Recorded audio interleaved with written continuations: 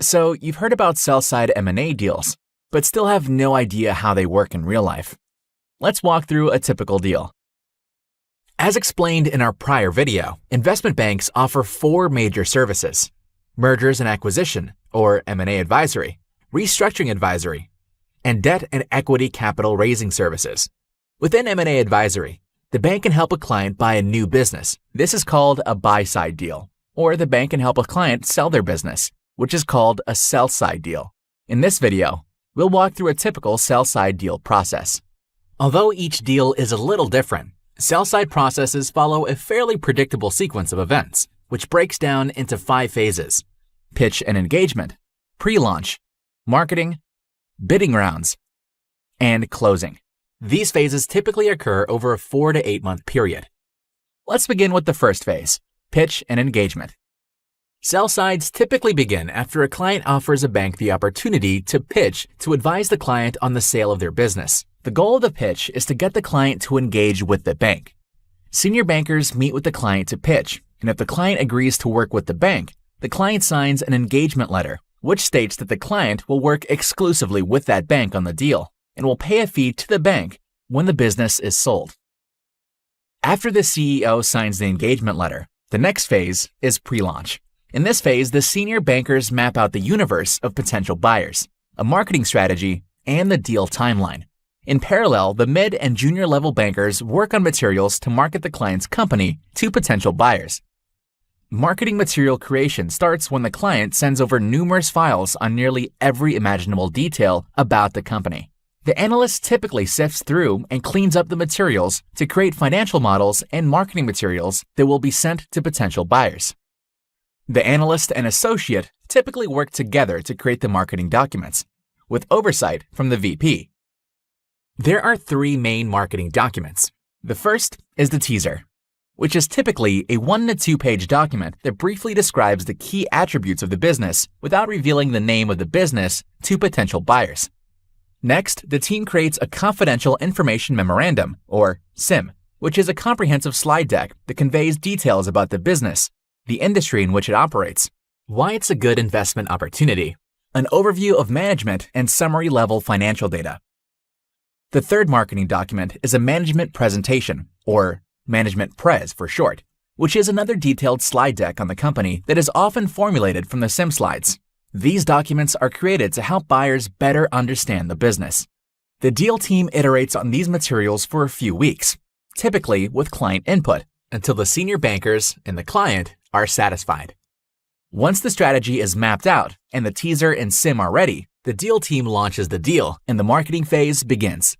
The deal launch typically begins with the senior bankers reaching out to buyers to gauge interest. If buyers are interested, the bankers will send them a teaser for review. While the number of reach-outs can vary widely, let's say the bankers reach out to 50 potential buyers, and 20 buyers decide to proceed with the process. To continue, each buyer will sign a non-disclosure agreement, or NDA, in which they agree to keep everything about the sale process confidential. Once the NDA is signed, the analyst will send the buyer a CIM for review.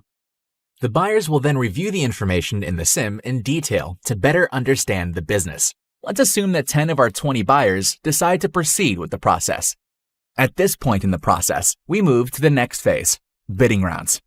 Each buyer that wants to continue will submit an initial or first round bid with a preliminary purchase price, how they will fund the purchase, and an overview of their sector expertise. These bids are typically sent to the senior bankers initially and are then passed along to junior bankers who summarize them. The deal team aggregates these bids and presents them to the client, and while this may be surprising, purchase price isn't the only consideration.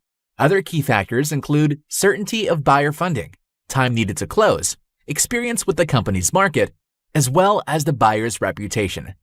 Let's say the client approves 5 of the bids. Those 5 buyers will now continue to the next, and typically final, round of bidding. At this point, we begin the second round, and buyers will do deep research or due diligence to see if this company is right for them. Prior to the start of this round, the analyst will have loaded the company's files onto a virtual data room, or VDR for short. The VDR is a secure online file storage system where buyers can access documents with everything from detailed company financials to legal documents. When buyers enter the second round, they are given access to the VDR so they can conduct further research. After an initial review of the materials in the VDR, buyers will typically submit a due diligence request list, or DD list for short, detailing the additional information each buyer would like to see. The analyst then aggregates the requests and works with the client to gather the requested information and puts the materials authorized to be shared by the company into the VDR. In the second round, the investment bank typically offers management presentations. During these presentations, buyers meet individually with management teams. These meetings allow buyers to hear management explain the business in more detail and ask questions. After the management presentations and several iterations of due diligence request lists, buyers will have to decide if they want to continue in the process. Buyers who want to continue will submit a final or second round bid, which typically includes a final purchase price, deal funding details, and a list of remaining due diligence questions. Let's say that 3 of our 5 buyers submit final bids. Once again, the deal team meets with the client to review the bids and to assess the relative merits of each bid. At this point, the client selects just one buyer to proceed in the process. Once that buyer is selected, we enter the closing phase. The bank will work with the buyer to finalize their due diligence requests. Then the bank advises their client in negotiating the purchase agreement with the buyer. The purchase agreement structures the sale of the business in excruciating detail around things like the date of the deal closing, how the deal will be funded, and how the company will be managed post-close. Once the parties agree, they sign the document.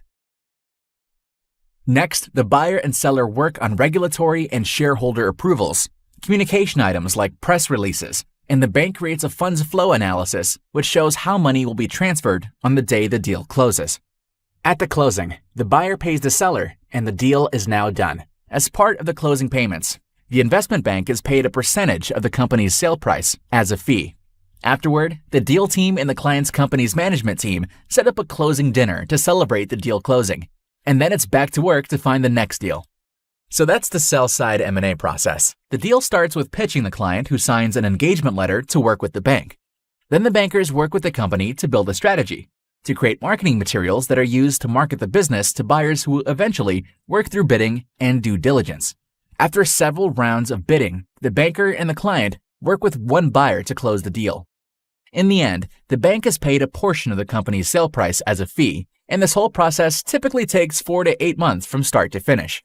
Hopefully, after this video, the sell-side M&A process makes a little more sense now.